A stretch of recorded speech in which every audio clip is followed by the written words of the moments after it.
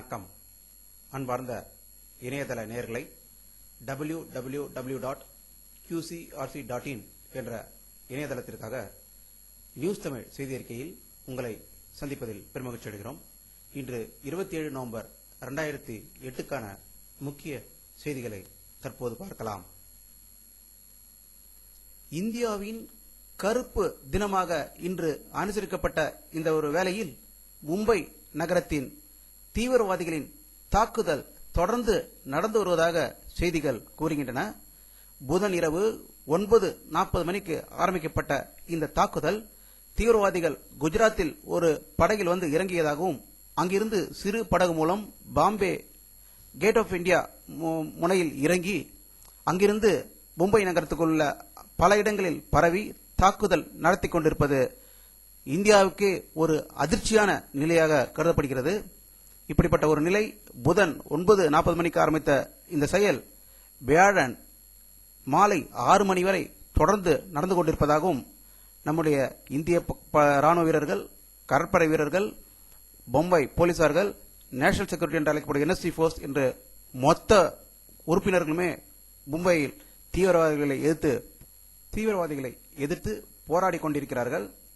தற்போதைய செய்திப்படி 7 தீவிரவாதிகள் சுட்டுக் கொல்லப்பட்டதாகவும் மற்ற பிணை கைதிகளை விடுவிப்பதற்கு தீவிரவாதிகள் சில கோரிக்கைகள் வைத்திருப்பதாகவும் மும்பையிலிருந்து வரும் தகவல்கள் தெரிவிக்கின்றன. மும்பையில் தீவிரவாதிகள் தாக்குதல் நடத்திய இடங்களை தற்போது இந்த படத்தில் காணலாம். இந்த இடங்களில்தான் தீவிரவாதிகள் தாக்குதல் நடத்தியிருக்கிறார்கள். இதன் மூலம் 100க்கும் மேற்பட்ட உயிர்கள் பிரிந்திருப்பதாக மும்பையிலிருந்து வரும் தகவல்கள் தெரிவிக்கின்றன. தீவிரவாதிகளின் வேட்டையில் ட்ரைடன் ஹோட்டலில் ஒரு தீவிரவாதி உயிரோடு பிடிபட்டான். இவனது பெயர் அபு இஸ்மாயில். பாகிஸ்தானில் பிரித்கோட் நகரை சார்ந்தவன் என தெரியவந்துள்ளது. மும்பையில் தீவிரவாதிகள் தாக்குதலில் அதிரடிப்படை தலைவர் கார்கரே சுட்டுக் கொல்லப்பட்டார். 13 போலீசார் பலியானதாகவும் தகவல்கள் வந்து கொண்டிருக்கின்றன. மும்பை என்கவுண்டர் ஸ்பெஷலிஸ்ட் என்று அழைக்கப்பட்ட விஜய் சலஸ்கார் என்ற போலீஸ் அதிகாரி தீவிரவாதிகளில் நடந்த சண்டையில் உயிரிழந்ததாக மும்பையிலிருந்து வரும் தகவல்கள் தெரிவிக்கின்றன. தாஜ் ஹோட்டலில் நடந்த தீவிரவாதிகள் தாக்குதலில் 6 பேரின் உடல்கள் மீட்கப்பட்டதாகவும் இதில் 2 பேர் அமெரிக்க உளவு பிரிவினர் என தெரிகிறது. இன்று காலை மத்திய அமைச்சரவை அவசரமாக கூடி 2 மணி நேரம் தீவிரவாதத்தை பற்றி விவாதித்ததாகவும் அதற்கு பின் பாரத பிரதமர் திரு மன்மோகன் சிங் அவர்கள் இந்த தாக்குதலை வன்மையாக கண்டித்திருப்பதாகவும் செய்திகள் வந்து கொண்டிருக்கின்றன. மத்திய உள்துறை அமைச்சர் திரு சிவராஜ் பட்டேல் அவர்கள் இந்த தீவிரவாத செயலை கண்டிப்பதாக கூறியிருக்கிறார்.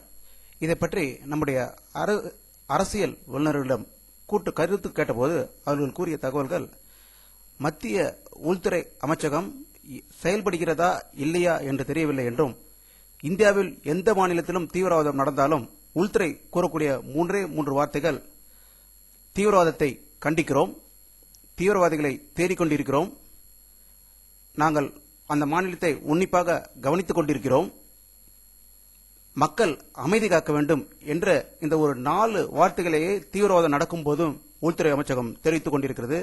இப்படிப்பட்ட ஒரு நிலையில் இருந்தால் தீவிரவாதிகளுக்கு இந்தியாவில் தொடர்ந்து தீவிரவாதத்தை ஊக்கப்படுவது ஒரு கொண்டாட்டமே ஏற்படும் என்று அவர் உள்துறை அமைச்சகத்தை கண்டித்திருக்கிறார். மண்டல் அறிக்கையை நடைமுறைப்படுத்திய இதர பிற்படுத்த சமூகத்திற்கு மத்திய அரசின் வேலைவாய்ப்புகளில் 27 விழுக்காடு இடஒதுக்கீடு பெற வழி செய்த முன்னாள் பிரதமர், சமூக நீதி காவலர் விஸ்வநாத் பிரசாத் சிங் என்கிற VP சிங் இன்று காலமானார். அவர் கடந்த சில மாதங்களாகவே உடல்நிலை பாதிப்பு கண்டிருந்தார். அவர் இன்று டெல்லி அப்போலோ மருத்துவமனையில் காலமானதாக டெல்லியிலிருந்து வரும் தகவல்கள் தெரிவிக்கின்றன.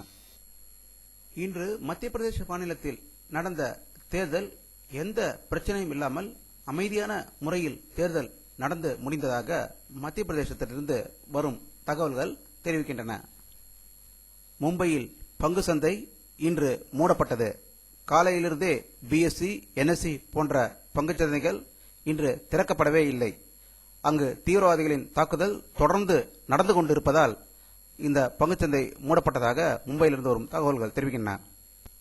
மதிமுக பொதுச் செயலாளர் திரு வைகோ அவர்கள் பிரிட்டன் நாடாளுமன்ற உறுப்பினர்களிடையே இலங்கை தமிழர் பிரச்சினை பற்றி ஆழமாக கருத்து தெரிவித்ததாக பிரிட்டனில் இருந்து வரும் தகவல்கள் தெரிவிக்கின்றன.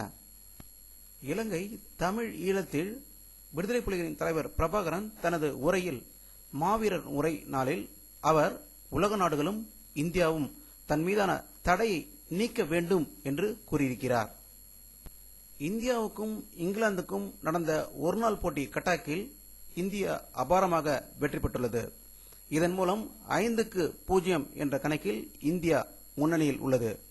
இதற்கிடையில் மும்பையில் நடந்த தீவிரவாதிகளின் தாக்குதலின் காரணமாக இங்கிலாந்து அணியினர் தங்களுடைய சுற்றுப்பயணத்தை முடித்துக் கொண்டு இங்கிலாந்து செல்ல இருப்பதாக செய்திகள் வந்து கொண்டிருக்கின்றன. வானிலை அறிக்கை. தமிழகத்தில் பெய்து வரும் கடும் மழை காரணமாக தமிழகமே ஸ்தம்பிக்கும் நிலையில் இருப்பதாக செய்திகள் வந்து கொண்டிருக்கின்றன.